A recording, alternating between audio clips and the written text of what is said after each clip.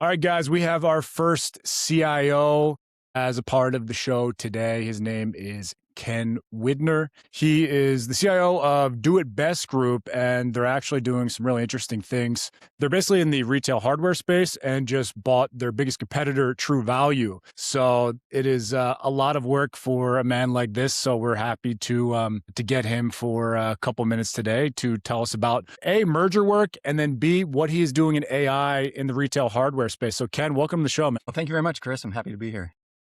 Yeah, so let's go into it. I know I've been a part in the recruitment business from a number of mergers.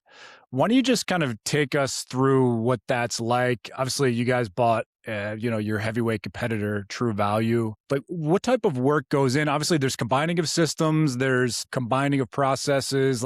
What's going on right now in your world? Yeah, so this one was a little unusual. In the past mergers and acquisitions I've been involved in, there's a lot of due diligence up front. And so we know a little bit about the landscape and what we're inheriting. We know some of the technology that they're using. We get a feel for the size of the organization and the people involved. With the True Value acquisition, it was a little different because we bought them out of bankruptcy, and it happened very quickly. And so it was November of 2024 that we actually closed on it. And what we learned, most of our learnings came after the actual ink was dried on the contract. And now it's like, okay, now what do we do? And what made it even more challenging is that we were 3 months away from launching an ERP system within Do It Best. So Do It Best was coming off of a mainframe environment, moving to Oracle Fusion and a new WMS, distributed order management system.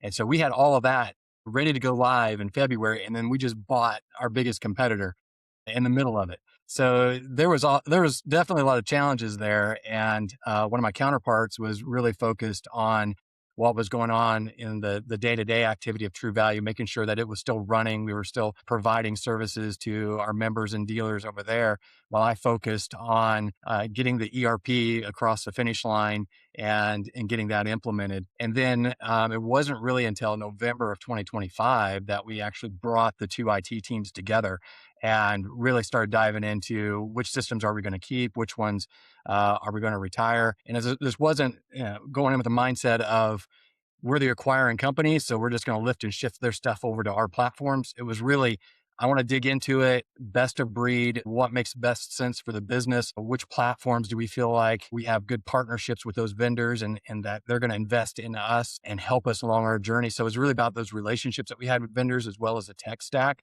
And then making sure that we had a good view of where we want the business to be 3 to 5 years down the road so that we're picking the right technology along the way. And so now this is where the rubber hits the road, if you will. So we're right in the middle now of transitioning our data platforms and going from a Teradata data lake to a Databricks data lake, and what do the data elements look like? Because True Value looked at their data differently than the way we looked at it at Do It Best, and getting the governance in place. And so there's been a ton of activity around data because that's central to everything else that we're doing, all the reporting, all the financials. You can imagine when you bring two companies together this size, you kind of start with the data, right? And that we've been spending a lot of time there, and then also working with the business to right size our distribution centers and our logistics model, and which DCs are we going to keep, which ones does it make sense to maybe move the inventory someplace else. And so we've got a lot of that rationalization going on right now. And then that will dictate a lot of the landscape from a technology perspective as we go forward. So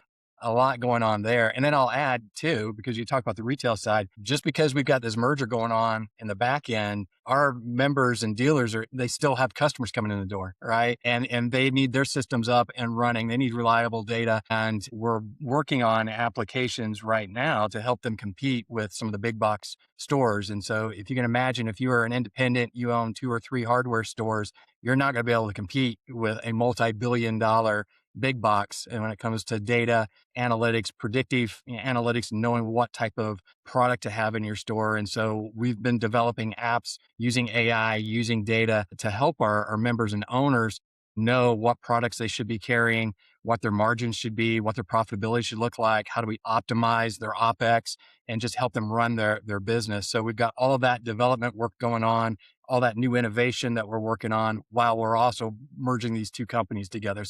it's a really exciting time at Do It Best right now with all this activity going on. Yeah, why don't you take us back to one of the first things you said that I thought was very interesting. You didn't just say, "Hey, listen, we're buying you, so we know everything. You know nothing, so you're going to do things our way."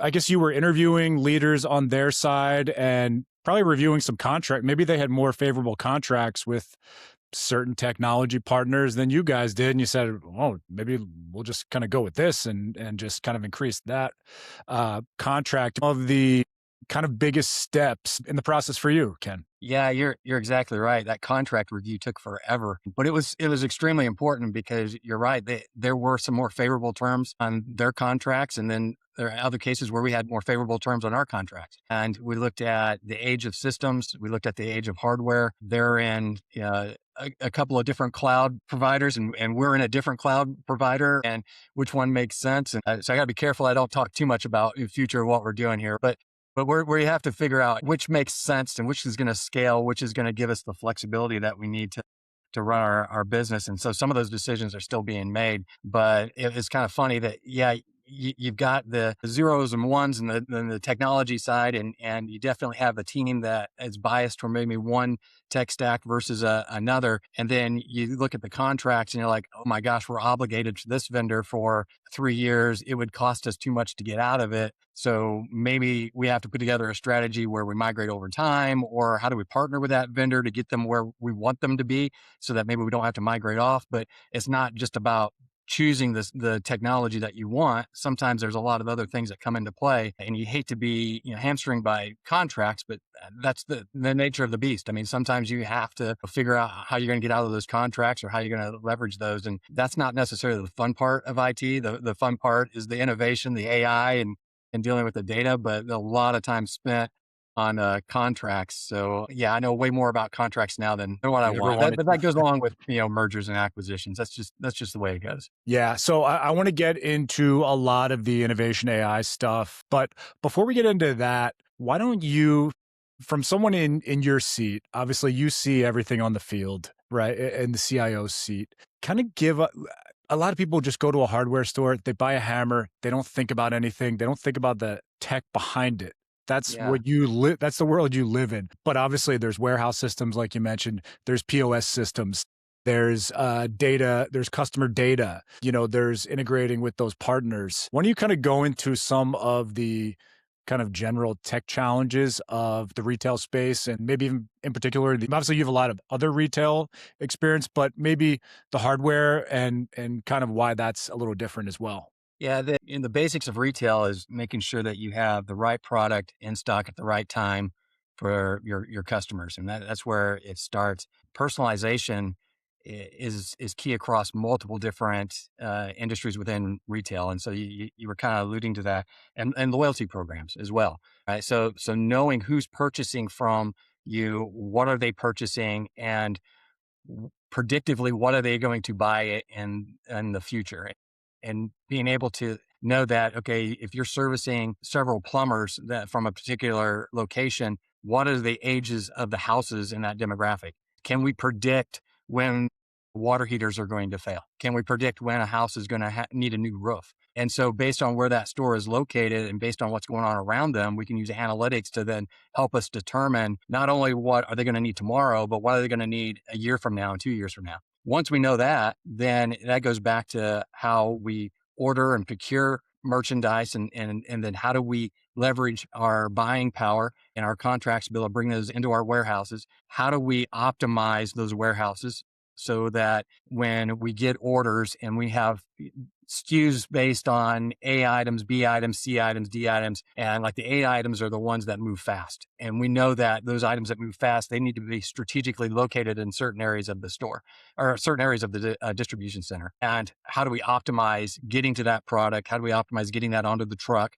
How do we optimize those routes, getting that product to the store so that our transportation costs don't go up? Because as our costs go up, the cost to the consumer goes up, and it shrinks our margins and our profitability. So all that has to be taken into account. And from a technology perspective, how do we make all this stuff work? But it starts with knowing what is going to sell in that store and who that customer is and what's going to bring them back into that store. Once we have a good feel on that, then the rest of that kind of flows. The other side of that too is the economics, knowing what the cost of goods were, knowing what the margins are, knowing, the profitability that we're looking at, and the profitability of the owner and the member and what they need to make to survive. So there's a lot of economics involved in that, and the financial systems come into play, and you have terms and how you're going to receive cash.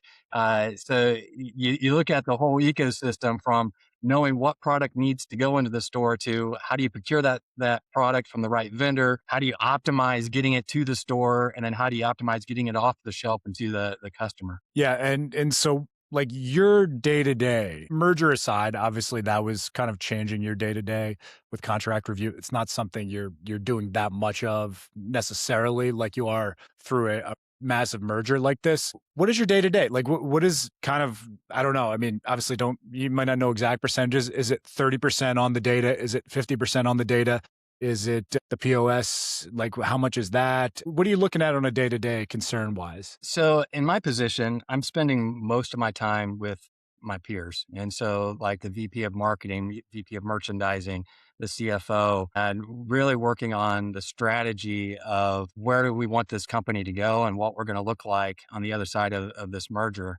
And then I'm taking that information and I'm working with my directors and VPs around how does this impact our roadmaps and as we put together our North Star architecture. And I've got a great leadership team that can focus on what does that mean for data? What does that mean for our merchandising systems? What does that mean for logistics? And then I let them work on the day-to-day execution of it. And so I sit in between the IT and things coming up, from IT, and then the things coming from the business, having to interpret all of that, and then working with my peers around how do we prioritize it? Because there's always an unlimited amount of work and limited number of resources. So based on our objectives and what we're trying to achieve over the next 2 or 3 years, I'm not the department of no. I might be the department of not now. Like if we really need to hit these business objectives because it's going to unlock tens of millions of dollars, or we think that the top line sales are going to increase by X, then I need to make sure that everyone understands that there's a certain sequence then that needs to happen on the IT side. How do we get all on board with what that sequence should be?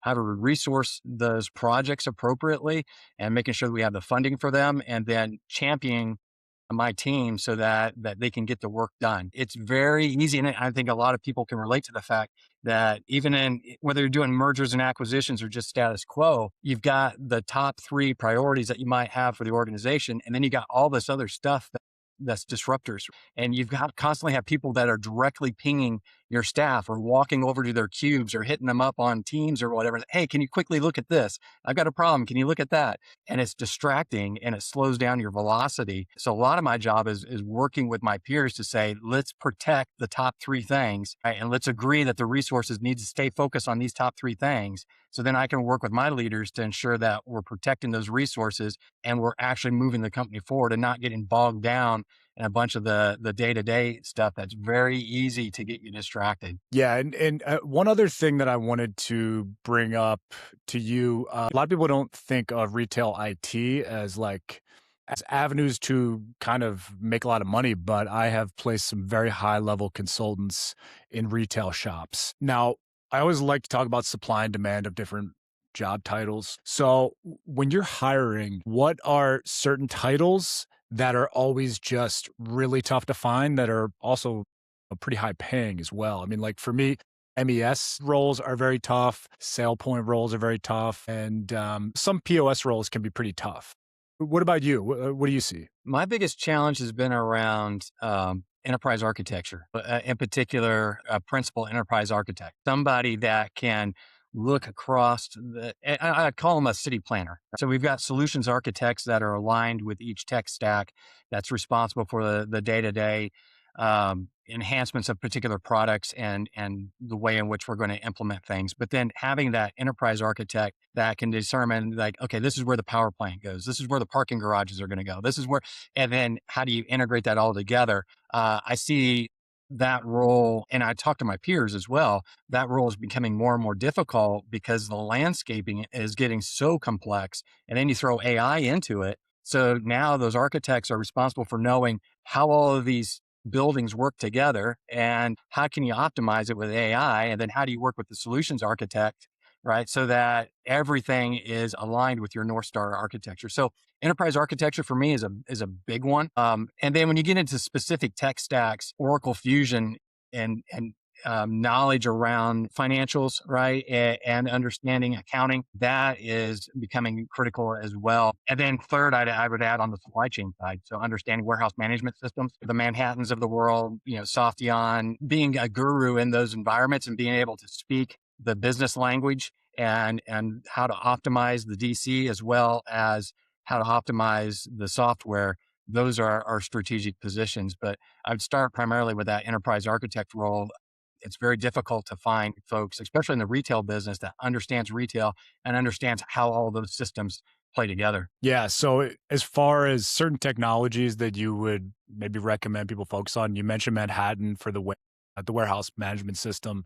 That's always, those people are in very short supply, and especially for companies like Ken's, very high paid too. So, and then you mentioned ERP as well. You could just be a guru in Oracle financials, and you could just make a career in just that and do really well. Yeah, you could have a very rewarding career. Sorry, very rewarding career.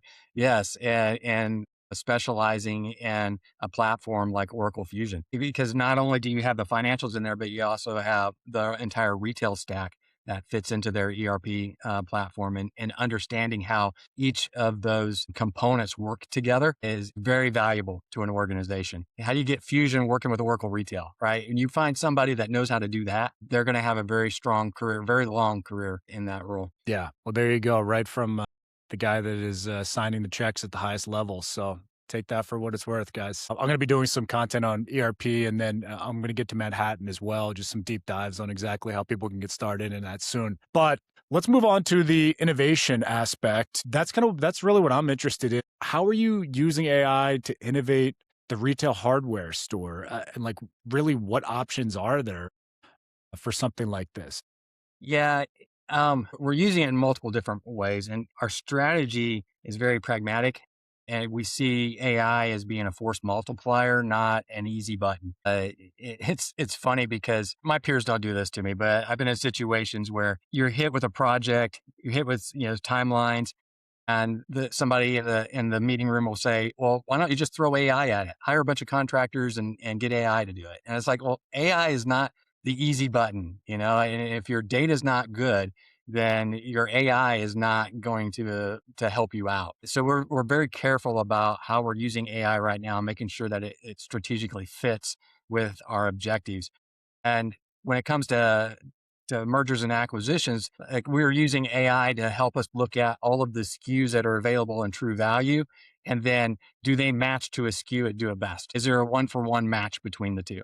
And then where do we have overlap in product? Where do we have overlap, but maybe there's some cosmetic differences to it where they had a snow shovel with a blue handle, we had one with a red handle. And then does it really matter? And believe it or not, it does.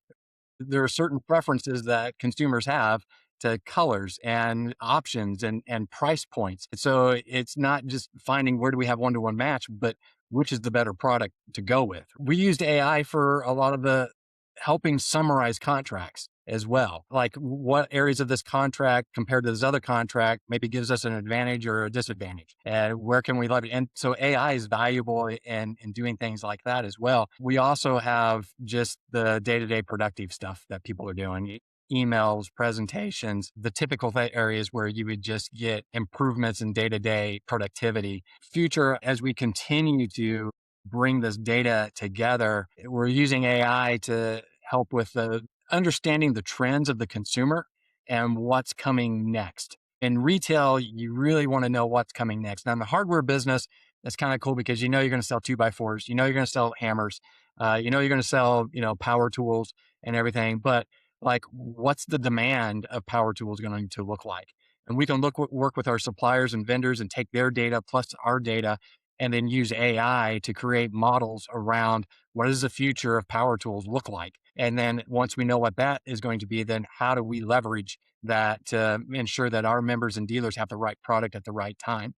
So there's lots of different areas in which we're using AI, but I always preach that it's not the easy button. You can't just say, AI is not the solution for everything. And context is king. We need people that understand the business. We need people that understand how we make money to work with AI to make sure that they're prompting it correctly, to make sure the models are trained correctly so that we can actually use the data that's coming out of it. Yeah, and you mentioned obviously with bad data, you could have the greatest AI of all time. It's just going to give you poor insights. So when you're implementing this, you're kind of really leaning heavily into those data engineers, or like who's really who you really working with most when you're kind of slowly implementing this AI stuff. Yeah, we've got a team of data engineers as well as data scientists that are working on this, and then our architects as well. They're all key. And then a lot of assistance from our BAs and solutions engineers is really a team effort. But when it comes down to hands on keyboards, our data engineers are very busy these days. Yeah. Yeah, and as far as you know the doom and gloom of AI taking tech jobs. I mean, from your perspective, what do you see the next 5 years? What is maybe in trouble, and what do you think? Listen, we're going to need people to do this. There's just no way around it. I love this question. Because I see IT work being divided into three buckets. You've got run, build, and solve. And right now, IT resources spend a lot of time on the run and build side. And so you think about just keeping systems up and functional, including patching, vulnerability management, backups, code enhancements. There's just a lot of time spent there. And then you've got this other work that comes through the business, whether it be through mergers and acquisitions or just new things that the business wants to do that then takes a lot of time around build. You're taking requirements, right? And then refining that, and putting them into work streams, and then promoting code into production, developing new applications. That it takes up a majority of the time. But then you have that solve bucket, right? Where you're trying to solve business problems. And you have too many problems and not enough people. You can never have enough people to focus on solving problems. And so we've got solutions engineers, we've got the architects that work with the business, and there's some things that we can get done, but it's never as much as you want. This is where AI comes in, because I see that development role shifting into more of a hybrid, a technical foundation, but BA skills, solution engineer skills, somebody that can sit between IT and the business, really understand the business, the context of the problems, and then be able to translate that into requirements that can now be handed off to AI to actually do the code generation. So let AI optimize velocity, right? And generating the code. Let AI work on the vulnerability management and so forth. And let's focus on solving problems, because the more problems we can solve, the more valuable IT is to the business and the more profitable the business is. And so I see over the next 3 to 5 years a shift into technical resources really becoming more and more business skilled folks that understand how the business operates. And so I'll give this other example. This is a pattern that we see all the time in technology, where the business encounters a problem. They work with IT. They come up with this requirements document. They then send that off to the developers. It gets refined. They spend these different cycles and sprints developing this code. They put something into production. The business comes back and says, "This isn't what I wanted." Right? Happens time and time again. If you just throw AI into what we're doing today, that doesn't fix that problem. What you've got to do is you got to put somebody in between the business and those requirements to understand that, yes, these requirements will actually solve the problem that the business is trying to solve. And then be able to work with the AI to generate the code that's going to give the output that's going to solve that problem. That's where I see it going. And I think for anybody that's in the tech industry right now, I would encourage them to start thinking that way. How do I become a problem solver versus how do I just get better at generating code? Generating code is fun. I get it. You need to understand it. You've got to be able to talk the language, but we need to transition into problem solvers. Yeah. So, and what else are you seeing? I mean, I see a lot of basically I feed every open job that I get in the recruitment business to AI, and I'm asking it for insights, right? And one thing I noticed a lot of recently was, especially the higher level roles, it's all about business impact, like being able to clearly define business. I kind of saw that across anything above whatever 150K. It was always that, and it was always communication because we see these specialist salaries and hourly rates rise. And maybe one day the CFO looks at a sheet and says, wait, who the hell is this guy? We're paying him 200 an hour. Get him in here and let's talk about what he does. You have to be able to, on the fly, tell him exactly what problem you're solving and how you're doing it, right? Yes, So, exactly. anything else like that that you're seeing the shift in the industry? I think that's a great point that you were saying about the problem solving. Like, don't just do it.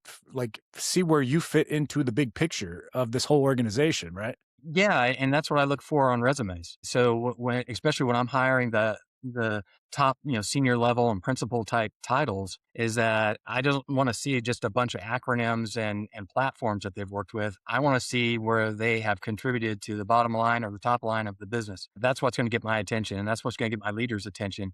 Is resumes that are crafted toward solutioning and impact to the business. That's how candidates stand out. You can find a bunch of resumes that have all those acronyms on them and Python and R. I mean, like all those tech stacks and everything. We're looking for the ones, and the ones that are going to be most valuable are the ones that have shown that they've done it before and that there's measurable impact to that organization that they were a part of. Yeah. So you're saying make sure in the resumes, yeah, obviously you're putting business impact, you're putting what the financial gain or prevention of loss was for basically pretty much every action that if you're stating it on a resume and mention the technology you're using, always funnel it through those lenses, correct? Correct. Yep. Yeah. Anything else for interviewing? I always find this interesting for people like yourself at the highest levels. Sometimes they just have something they ask that is maybe a little surprising to people.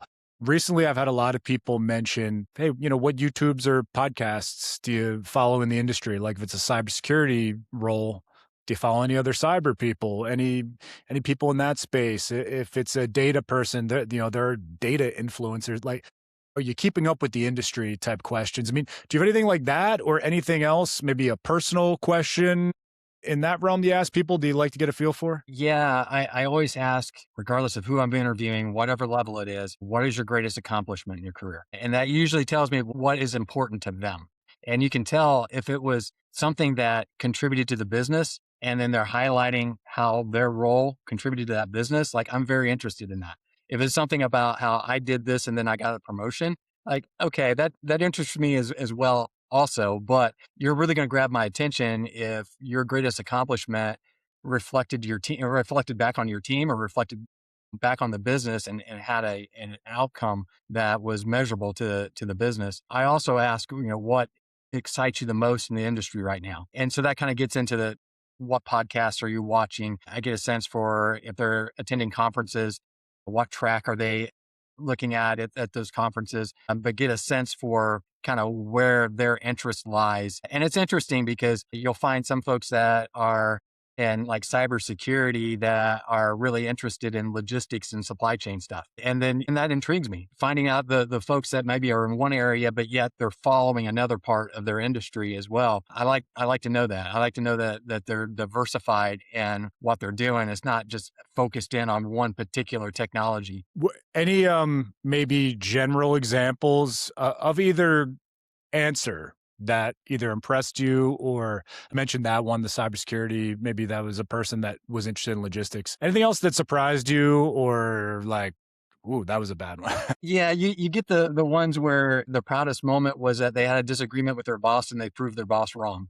That is not the answer you want to give, especially if you're interviewing with a CIO. I mean, that's not appropriate. I think I probably remember the bad ones more than the good ones. But uh, there's been talking with somebody on the UI UX side, and they were talking about actually going into stores and watching how people interact with the technology, and that they were comparing the scope and the requirements and what was delivered on a POS to how people were actually using it in the store and their findings from that and how they were finding workarounds within the POS. And not that they were doing anything that was negative or bad in any way, but because the system didn't work the way that they thought it should, they were finding workarounds. And so then he was able to come up with what problems were in the store that they actually need to resolve in the next revision of the POS. And then they brought that back and was able to implement those changes. And when it comes to usability and so forth, it created a tremendous improvement on the store efficiency. So that was a great example that somebody gave me. Anything else as far as the interview process that has kind of always stood out in your mind in your career you could think of? Well, being prepared and knowing something about the organization that you're interviewing with. I mean, so this is probably stuff that you work with your customers or your clients on all the time. Do a little research on the organization, know the people that you're going to be interviewing with, and be able to speak to something on their LinkedIn profile, or if you've seen them on a YouTube video, like be able to show that you're interested in that organization and you're not just trying to get a paycheck. That stands out as well.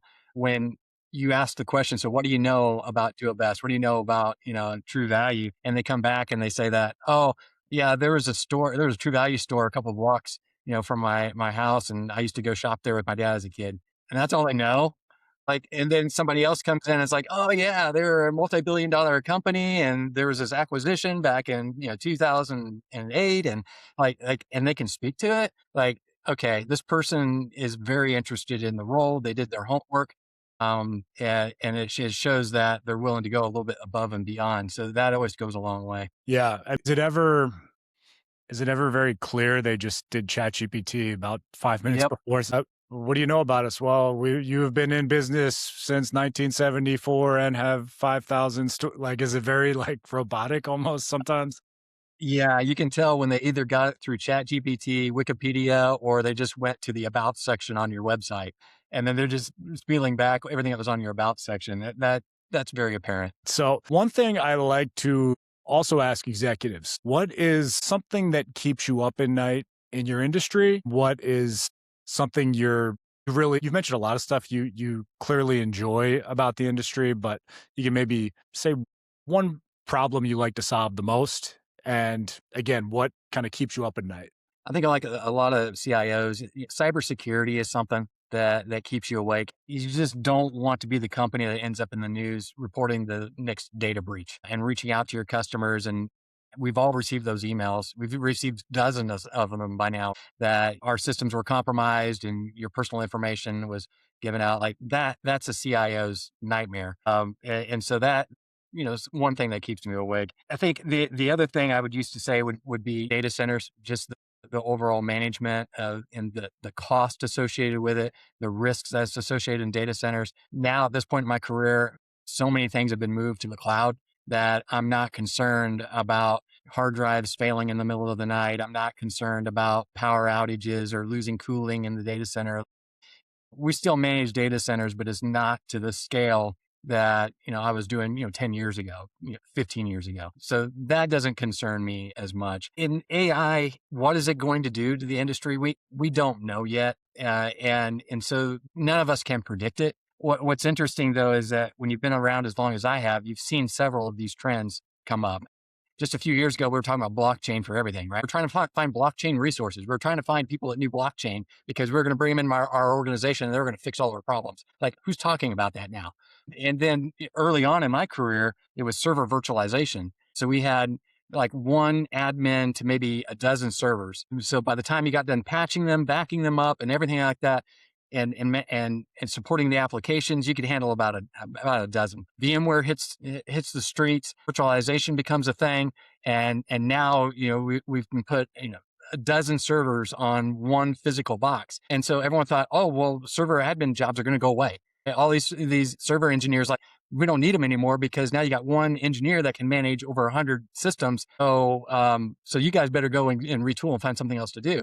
Well, that never happened, because what happened is multi-tier architecture just took off. Now you had your presentation layer, your app layer, your database layer, and then you could scale those horizontally.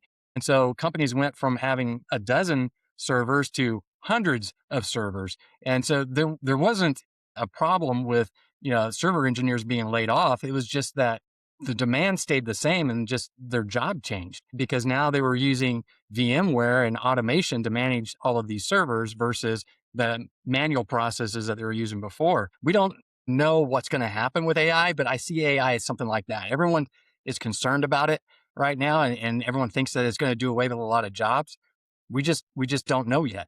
And it I think we had talked about this before when we met, that we're sending a mixed message in the industry right now. We're saying you need your computer science degree, specialize in something, and become a full stack engineer. And then, oh, by the way, AI is going to do it with your job.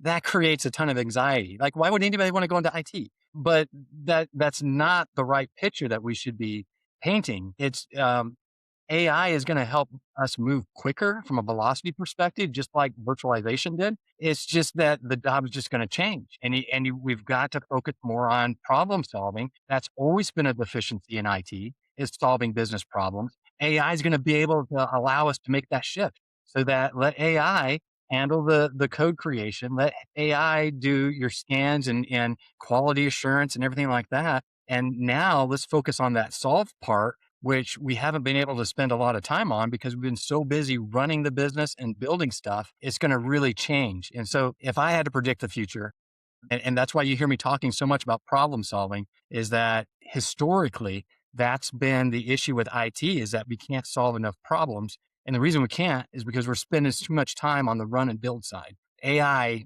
changes that. And we need to embrace that. And that's what we need to be telling people with computer science degrees coming out of college, is that AI is an enabler. Let's fix some problems. Let's make a difference now. And AI is a tool in our toolbox. Yeah. Yeah, I think that's great advice for people. Yeah, because a lot of people, they don't know, they're just kind of throwing their hands up like, well, all these development jobs, software engineering jobs are going to go away. Well, we'll see. No, it's just going to change.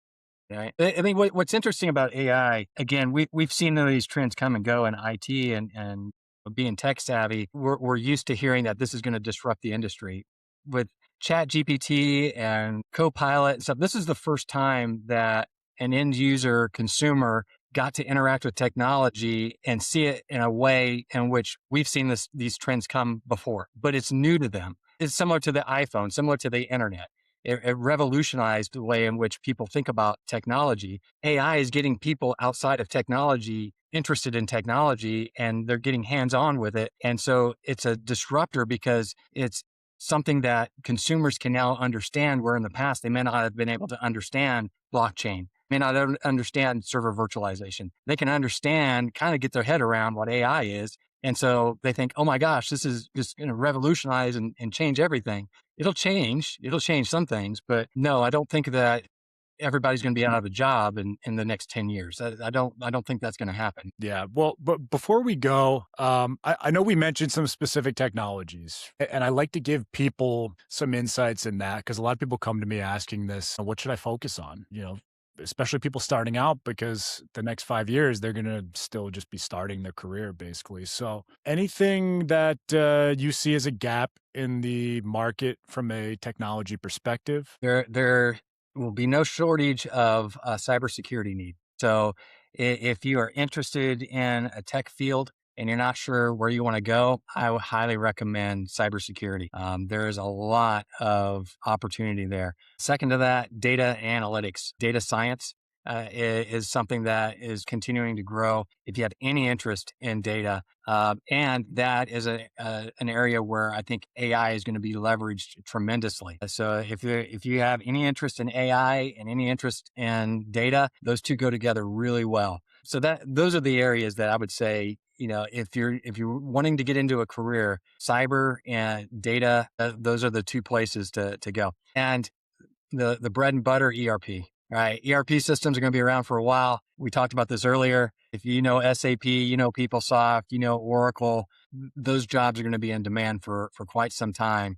And especially if you understand that in your industry, like in the retail industry, you're going to be in demand. And a lot of it is, I mean, you can get training on all that stuff for sometimes it's free, sometimes it's under $1,000. And then Yeah. it puts you, and now you have training in it. And now you have the certification badges, and now it's time to just start your career, and you can really, man, you could really make a ton of money if they're not more inclined to leadership like yourself. If they're just like, hey, I'm more of an individual person. Yes. ERP and CRM. Yeah. When you look at, there's a lot of demand for CRM, and I don't see that changing anytime soon either. Yeah. Yeah. Salesforce people are tough to come, like good Salesforce people, always tough. So there you go, guys. So Ken, man, this was great. I think we You gave people a lot of great tidbits. You know, a lot of people don't think about the retail industry as a tech heavy industry, but I mean, you just listed all the technical challenges that you face and different ways you can get a start in that career. So I think that's great. Yeah, I love retail. I've had several different stops throughout my career. I just keep coming back to retail because I love solving problems. And there's a lot of problems to solve in retail, and there's a lot of opportunity for technology in retail. So yeah, first figure out what field you want to go into, cybersecurity, data, or whatever. But definitely check out retail. If you can get a job in this industry, you will not lack for work. That's for sure. Yeah, yeah, I can guarantee you that as well. So, Ken, thanks again, man. This was great. All right. Well, thank you, Chris. I really enjoyed it. Yeah, and we'll catch you guys next time.